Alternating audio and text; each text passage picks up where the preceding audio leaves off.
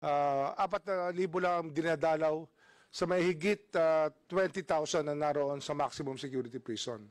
Ibig sabihin, pag hindi ho nagawa talaga ang regionalization ng prison, ay talagang mananatili pong ganito ang buhay ng mga preso na hindi po nakakatikim ng dalaw. Kaya gusto natin i-regionalize upang sila naman po ay madalaw ng mga pamilya nila sa lugar kung saan sila nakapiit, sa mga lugar kung saan sila nagmula, para mapalapit sila sa lipunan kung saan sila lumaki at mas madali ho sila makabalik ng ma-rehabilitate po sila at makabalik po sila roon. Kaya ito po talaga, challenge po ito sa ating pagtingin sa ating prison system. Ito po talaga kailangan ng long-term investment.